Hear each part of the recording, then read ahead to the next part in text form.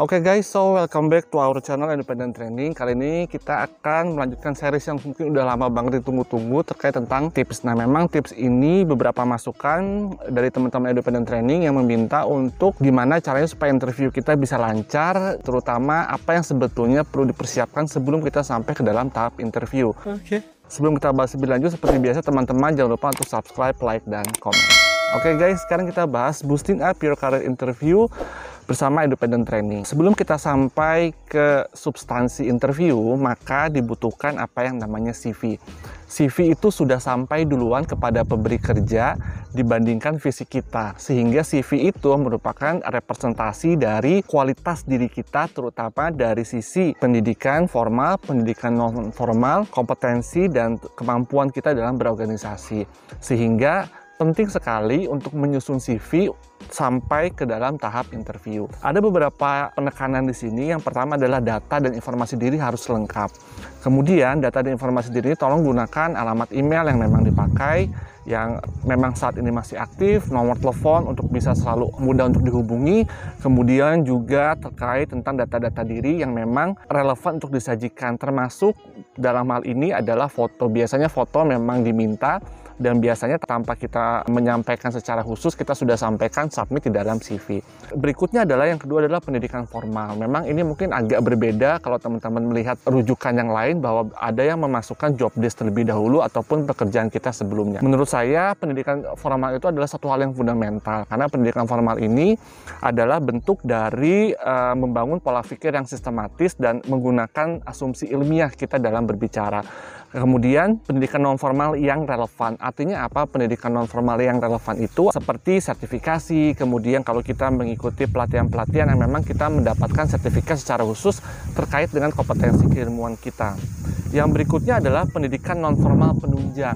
Misalkan kita jurusan accounting, kemudian pendidikan non formal penunjangnya adalah misalkan Certified Business Value CBV atau misalkan Certified Sustainability Reporting ya. Nah, itu adalah pendidikan non formal penunjang yang memang bisa dikaitkan dengan kompetensi kita. Yang berikutnya baru kita masuk ke pengalaman kerja. Nah, memang pengalaman kerja kita akan susun mulai dari yang saat ini sedang dikerjakan sampai dengan paling bawah itu yang sudah lama kita tinggalkan. Nah, itu adalah pengalaman kerja yang mulai saat ini selalu di nomor atas. Nah, pengalaman organisasi penting kembali lagi karena pengalaman organisasi mencerminkan seberapa bisa teman-teman bekerja sama dalam kelompok, bekerja sama dalam grup tanpa menimbulkan konflik. Karena kembali lagi teman-teman masuk dalam corporate, dalam organisasi institusi yang memang teman-teman tidak stand alone berdiri sendiri, teman-teman harus mengambil keputusan bekerja sama dengan teman-teman yang lainnya. Nah, sehingga penting pengalaman organisasi masuk ke dalam CV yang berbicara. Secara format mungkin saya tidak menyarankan format yang terlalu jenis font yang aneh, kemudian banyak ornamen-ornamen yang memang tidak mendukung CV kita. Jadi saya lebih prefer CV yang memang secara kualitas pendidikan dan job desk lebih berisi daripada kita bermain di ornamen-ornamen dari Microsoft Word ataupun teman-teman menggunakan file jenis lainnya. Nah, itu kurang lebih jadi ada data informasi diri, pendidikan formal, pendidikan non formal penunjang, pengalaman kerja, dan pengalaman organisasi. Sekarang kita lanjutkan kembali. Nah, setelah itu barulah proses interview pre. Nah, ini saya sampaikan bahwa inisiatif dibutuhkan di sini. Jadi sebelum kita masuk interview terkadang kita mendapatkan panggilan. Yang pertama, pada saat kita menerima panggilan, teman-teman setelah tutup telepon tolong melakukan penggalian informasi perusahaan yang dituju. Biasanya saya sarankan untuk kunjungi website, minimal teman-teman tahu bisnisnya bergerak di bidang apa. Kemudian juga teman-teman tahu produknya seperti apa.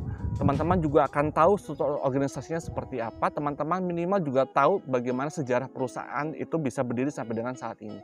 Jadi penting sekali substansinya teman-teman mengetahui product knowledge, business knowledge dari perusahaan teman-teman apply. Karena kembali lagi pertanyaan dari pemberi kerja adalah, apakah Bapak Ibu pernah mendengar perusahaan kami?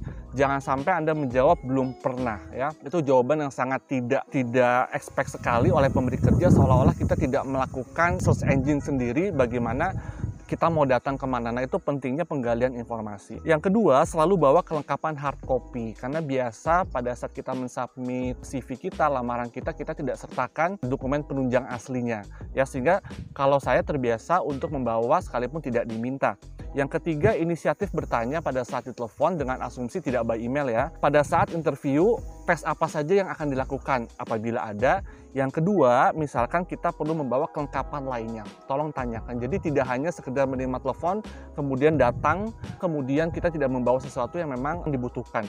Yang paling fatal adalah saya pernah menemui bahwa pelamar kerja tidak membawa pulpen. Itu hal yang sepele sekali, tapi mencerminkan bahwa ketidaksiapan dari pelamar kerja untuk bisa bergabung dalam organisasi. So, sebelum kita masuk interview, ada proses interview yang teman-teman harus persiapkan. Oke, nah ini dia teman-teman, here we go, the day of the interview. Pertama adalah pada saat kita interview, seperti biasa kita greetings. Mungkin kita tidak langsung diterima oleh si pewawancara, tapi kita diterima oleh HRD ataupun resepsionis. Tolong biasakan memiliki attitude manner yang baik. Ucapkan salam, selamat pagi, selamat siang, dan selamat sore. Kemudian pada saat kita sudah ketemu dengan si pewawancara aktif, maka sifat yang berikutnya yang perlu dibangun adalah sopan tapi tidak rendah diri. Artinya apa? Bahwa dibutuhkan juga pemahaman, membangun mentalitas bahwa kita membutuhkan pekerjaan, tapi di sisi lain juga perusahaan membutuhkan kita. So, sopan dibutuhkan tapi tidak membuat kita rendah diri. Kita juga harus percaya diri bahwa perusahaan juga butuh kita kok, gitu kan. Sehingga Anda juga bisa sedikit dalam tanda kutip arogansi positif ya. Artinya Anda memang percaya diri bahwa saya dibutuhkan. Yang berikutnya adalah posisikan bahwa CV yang Anda tulis Anda kuasai kompetensinya. So, Anda jangan pernah atau Anda perlu merefresh kembali ingatan-ingatan pembelajaran yang sudah pernah dilewati, karena kita nanti akan merepresentasikan pendidikan job desk kita yang sudah pernah kita tempuh sebelumnya. Sehingga teman-teman tolong di-refresh kembali kompetensi-kompetensi yang memang perlu diingat. Yang berikutnya adalah dengarkan dahulu baru menjawab. Jadi jangan pernah terbiasa untuk memotong pembicaraan orang sebelum orang tersebut selesai. Kita dengarkan, jangan langsung dulu dijawab, diolah sebentar, 1 menit, 2 menit, apa maksud pertanyaannya baru kita jawab. Ya, itu menandakan kita memiliki kehati-hatian dalam menyampaikan pendapat. Berikutnya adalah ceritakan job desk di tempat kerja sebelumnya. Jadi kalau kita merujuk kepada CV, misalkan ada sebagai supervisor apa, jelaskan sedikit narasi apa sih job desk sebagai supervisor di perusahaan sebelumnya. Itu memberikan gambaran cakupan dari tanggung jawab kita di pekerjaan sebelumnya. Sampai sana teman-teman baru sampai di 70%. Oke. Sekarang kita naikin ke level 90%. Yang kedua, dalam 90% ini teman-teman perlu melakukan apa yang namanya suasana itu tidak begitu kaku. Teman-teman boleh melakukan sedikit joke. Ini interview ya teman-teman, so ini bukan ujian. Jadi teman-teman sah-sah saja kalau mau bercanda sedikit dalam level yang sangat normal sekali untuk bisa sekedar ice breaking. Tidak perlu berlebihan, tapi minimal mengindikasikan bahwa Anda seorang pribadi yang luwes. Oke. Yang berikutnya lagi penting adalah selalu ceritakan target, visi, ide, dan ke depan. Jadi teman-teman pada saat interview itu sebetulnya tidak hanya menggali seberapa hebat Anda di periode yang lalu, tapi juga seberapa visioner Anda.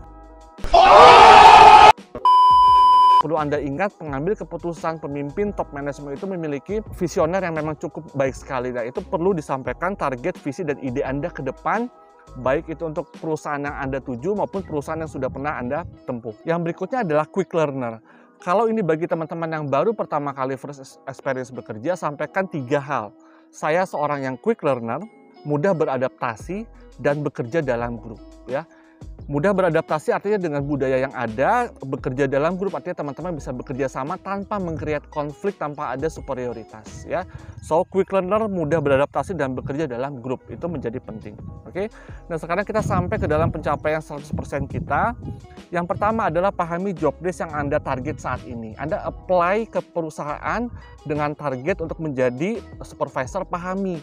Anda tanya kalau Anda tidak mengerti, minimal pada saat ditanya oleh interviewer, Anda jangan sampai bilang ada yang mau ditanyakan, tidak ada. Anda boleh bertanya ya. Kemudian ini dia masalah penting, remunerasi. Kalau saya menargetkan minimal 1,5 kali sampai maksimumnya silakan, tapi minimal kita mendapatkan 50% di atas dari remunerasi kita sebelumnya. Jauh lebih dari 50% itu sangat baik sekali, tapi minimal itu adalah 50% di atas dari gaji kita sebelumnya. Dengan asumsi path karir yang lebih jelas ya. Jadi Anda jangan pindah ke perusahaan yang memang path karirnya tidak lebih jelas. Kalau saya sih cukup berani apabila saya pindah ke perusahaan dengan gaji yang sama tapi path career saya jelas. Misalkan 2 tahun lagi path career saya sudah naik lagi.